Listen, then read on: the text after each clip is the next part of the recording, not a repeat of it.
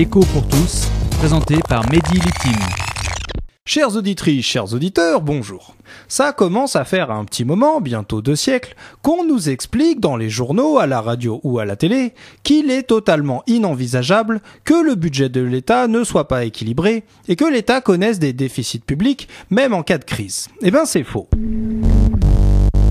Alors, vous le savez, tellement l'État a pris la mauvaise habitude de dépenser plus d'argent qu'il n'en reçoit, sous forme de taxes ou d'impôts, si l'État était une famille ou une entreprise, ça fait bien longtemps que l'État serait en faillite et que les huissiers seraient venus chez lui saisir ses biens, sa voiture, sa télé ou sa chaîne IFI. Bien plus, oublie-t-on parfois de dire, si l'État était un collégien, ça ferait bien longtemps qu'on lui aurait foutu des heures de colle. Oui, mais voilà, il y a une différence de nature entre les collégiens, les entreprises et les familles d'une part, et les États d'autre part. En effet, attention, idée tout à fait neuve, bouchez-vous les oreilles, les collégiens, les entreprises et les familles ont tendance à privilégier leurs activités à eux, leurs activités privées, alors que les États ont tendance, quand ils ne sont pas gérés par des Cahuzac ou des Guéants, à privilégier l'intérêt général. Et bouchez-vous les oreilles, en France notamment, depuis le Second Empire, c'est-à-dire depuis Napoléon III, on a même créé des règles différentes, un type de droit pour l'État,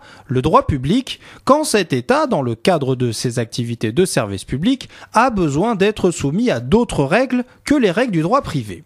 Et bouchez-vous les oreilles encore un peu plus fort, depuis le Second Empire, quand il existe un conflit entre les règles privées et les règles publiques préservant l'intérêt général, eh bien c'est le droit public, l'intérêt général, qui prévaut sur les intérêts privés.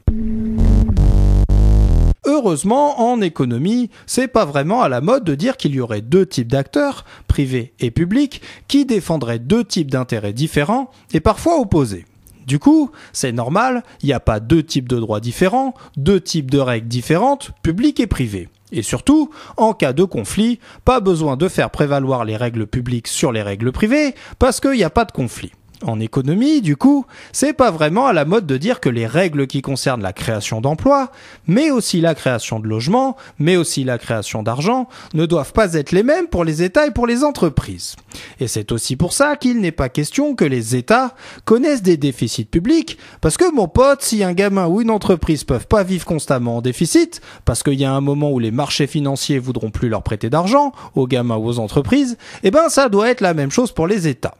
Et à ceux qui disent qu'une solution consisterait à ce que les banques centrales donnent de l'argent directement aux États, si les marchés financiers veulent pas prêter aux États, je dis non, non, non, pas possible, faut être un peu sérieux mon gars dans la vie, parce que franchement, est-ce qu'on a déjà vu une banque centrale donner de l'argent à une entreprise ou à un collégien, je vous le demande. L'écho pour tous, une chronique écrite et présentée par Mehdi Litim sur Marmite FM 88.4. Vous pouvez nous contacter pour réagir à cette chronique sur marmitefm.canalblog.com.